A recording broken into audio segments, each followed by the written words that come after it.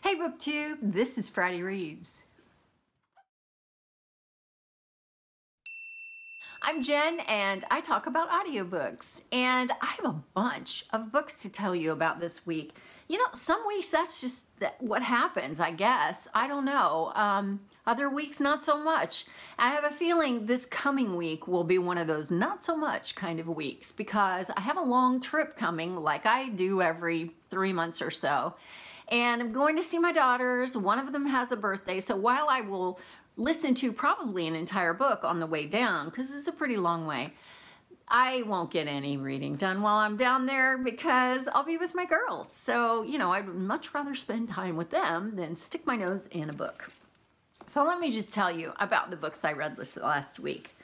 I'll start with After All. This is by Karina Hale, and I read it as an ebook. I am trying to work through my March TBR, and this is just books that I decided I wanted to read as I went along and discovered them, and I just, you know, threw them into a TBR shelf on my Goodreads. Yeah.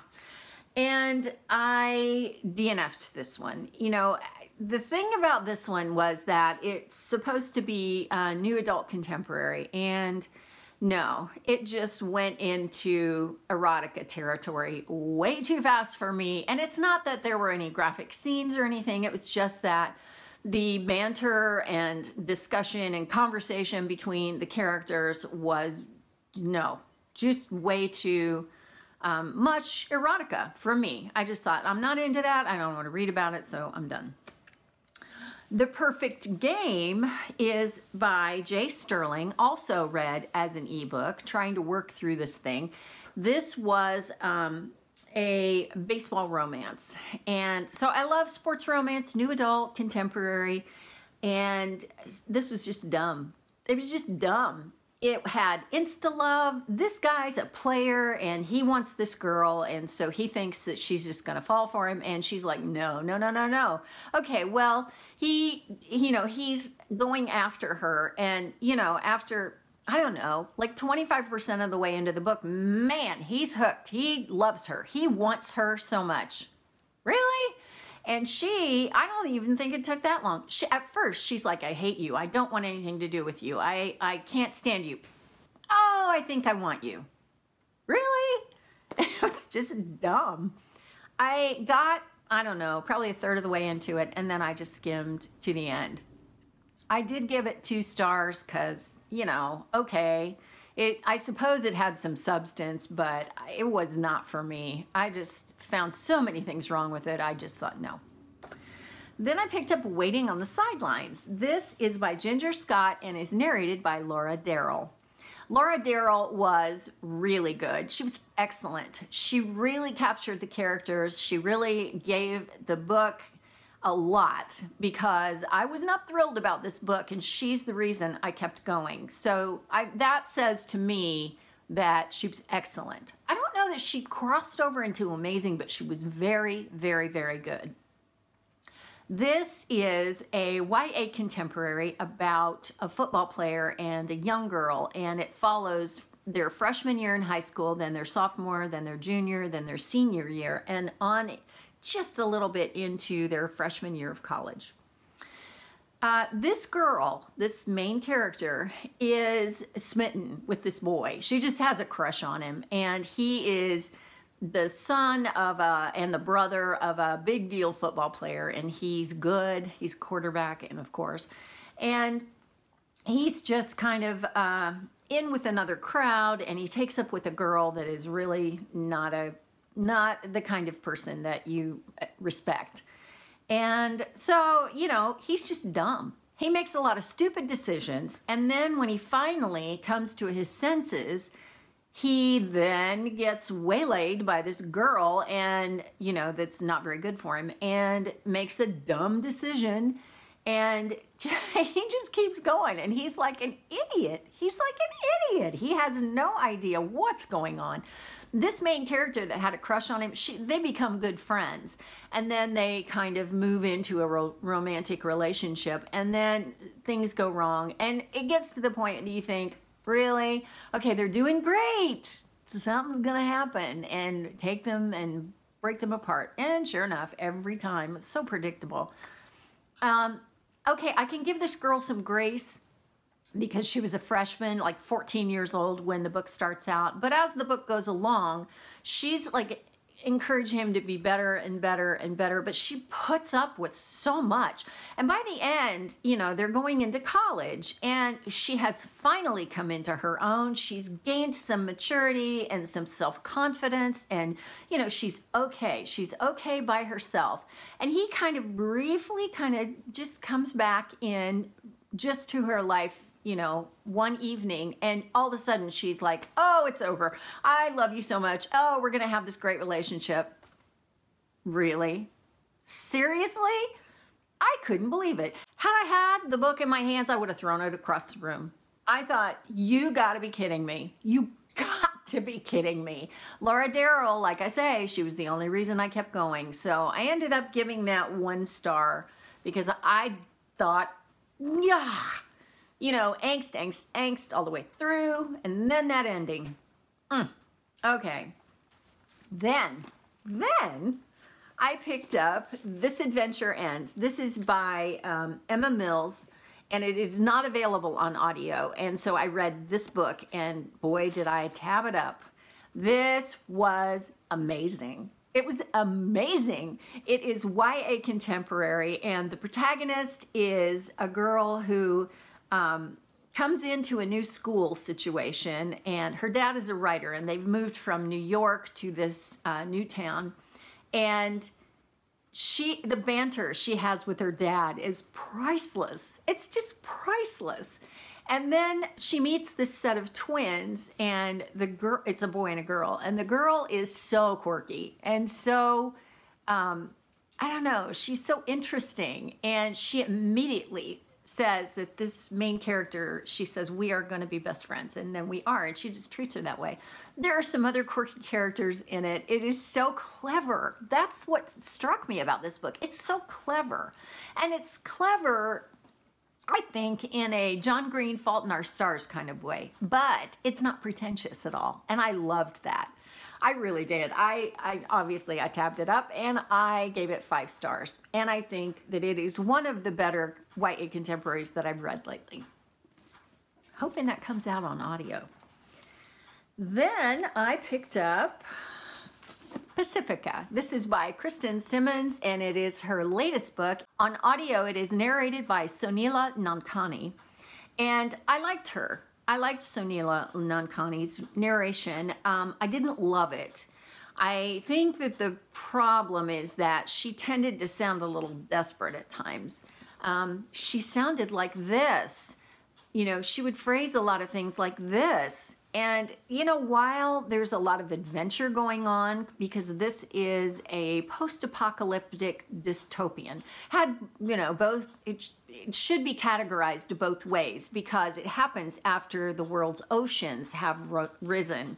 But it is a bit of a dystopian because of the government. And so, I don't know.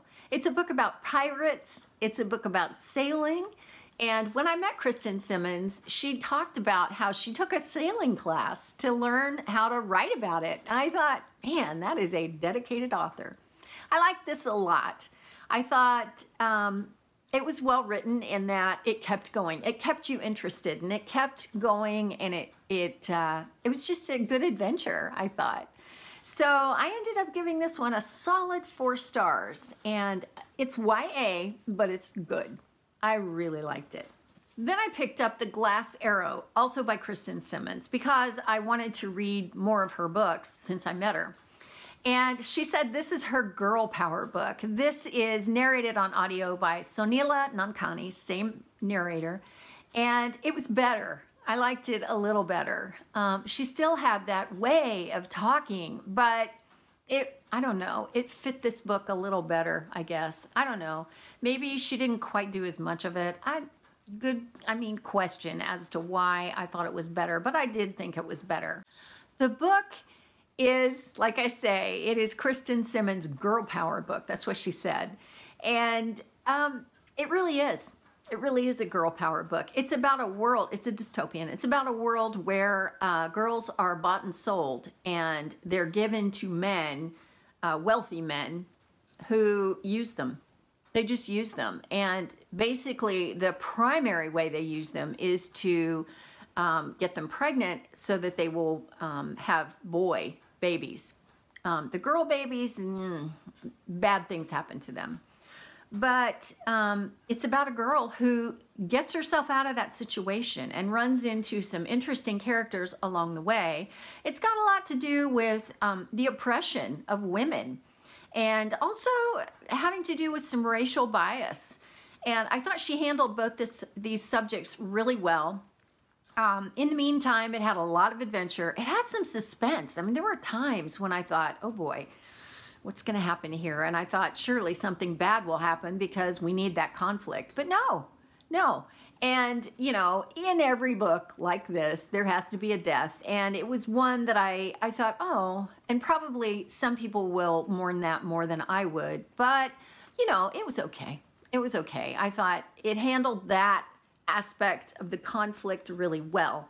So I really liked it. It had an ending that I did not expect. I thought, oh, wow, that's pretty good. So I ended up giving it, again, a solid 4 stars. And I really liked it. I really did. I just finished Rules for Stealing Stars, and this is by Karina Haydu, and it was not available on audio, so I read it on my iPad as an ebook. This is a middle grade story, and it is, I don't know, a lot of people classify it as fantasy, but I would call it more magical realism. It's about a group of sisters whose mother is an alcoholic and their dad is just kind of not there. He's a professor of fairy tales, and so he works at a college, and, you know, that's his focus. And so it's about these 4 sisters and dealing with their mom and, you know, their disappointment over having to move, primarily because of their mom. They're in a new house, they're in a new, but it's the house that their mother grew up in. And so the magical realism comes in with the closets in the house, which open up and become magical. And they, like one of the sisters will take little dioramas into the closet and it will come to life. And so it's all about the various closets and the way that they work, because they each work in a different way. So the main character is the youngest sister, and she's 11. And the one thing that struck me about this book that I liked was the fact that she made such astute observations about the world around her, about her sisters, about her dad, about what was going on in general, about her own feelings. I just thought it didn't cross into the realm of not believable because of this girl's age, but it was very smart. It was just very smart. She was a smart girl and was able to be honest with her feelings and her observations. And so I liked it a lot. I gave it 3.5 stars, rounded up to 4. It's middle grade. It's not what I normally read. So I don't know. I wasn't overwhelmed with how good it was, but I still think it was very, very strong, very good. So yeah. The last thing I picked up was an adult women's fiction, chick lit kind of a book called Queen of Hearts, and it is by Kimmery Martin. I think it's a debut, if I'm not mistaken. It was narrated by Shannon McManus and Catherine Tabor.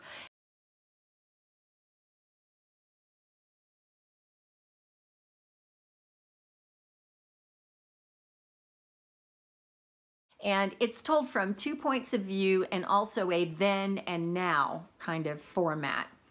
And it's about 2 best friends, and they are both doctors. And Kimmery Martin is also a doctor. So she wrote about what she knows. And it has kind of a Grey's Anatomy feel to it, if you're familiar with that television show. It's just kind of soap opera drama within a hospital. And the 2 main characters start out as 3rd-year medical students, and then that's the then part of the story. And then the now part of the story, they each have a practice. One is a cardiologist, a pediatric cardiologist, and the other is in trauma. So it's just interesting the way the whole thing played out. This is not a genre I normally read. I thought, this is stressing me out, man. You know, these characters, some of them you just don't like and are kind of despicable, do despicable things, and they feel really guilty about it, but they're not nice people. And I think when I got to the end, it was hard for me because I am a person that believes that everybody is redeemable. Everybody should be forgiven. They just should, whether they ask for it or not, whether they are, you know, they think they're guilty and they apologize or not. I still think everybody should forgive everybody else. And I think that because I feel like I've been forgiven. It's more of a faith thing than anything else. But I got to the end of this book and I had some trouble. I thought, okay, this is a fictional character, but in real life, I would have serious trouble with this person. Serious trouble. And the other main character is amazing. She's wonderful. And there were some other characters that I thought did some bad things, but I could have forgiven that. But, oh boy. So for being that, I thought it was extremely well written. So I ended up giving it 4 stars. I think had I not felt like that, I would have given it 5. But I gave it 4 because it really drew out those emotions in me. And I thought, that's good writing. That's a good story. Yeah, so, oh man, I finished it yesterday. I read it all day yesterday. And so I got to the end of yesterday and I thought, oh boy, whoo baby. So anyway, that was my week last week, and this week I'm starting off with A Million Little Things, which is by Susan Mallory, and it is book 3 in her Mischief Bay series. It's narrated by Tanya Eby, and she is very popular in that romance kind of genre. She does a lot of it. I've heard her a lot, and so she's pretty good. So I know I'm probably going to like it. And then, because I need to distance myself from a lot of that women's chick-lit fiction, stressful, bug me kind of stories, I'm going to pick up Time Salvager by Wesley Chu. Now, I started this on audio a while ago, but I did not like the narrator, so I'm not even going to tell you who it is because you might like him. It's a guy, and this is a book about time travel, and it is adult sci-fi. So, yeah. Complete departure from the other stuff that I've been reading, and it is on my TBR, so I really, I want to get it read, yeah. So that's the upcoming week. That was last week. Of course, if you've read any of these books, I want to hear what your thoughts are. And I guess that's it for now for me. The weather was beautiful earlier today, sun shining, and then I keep getting this alert on my phone that says winter storm warning. Great. We had one of those last weekend and it was freezing rain and then snow. Come on, Mother Nature. It's March. What in the heck? Like, seriously? I mean, I know this happens and has happened over the course of my life when I've lived here in the Midwest, but I don't know. I want to see the green mist, which are the buds on the bushes within the trees, and it tends to look like a green mist. I say this every year at springtime, so. Anyway, have a good weekend. And that's it for now for me, and I will see you next time. Thanks for watching.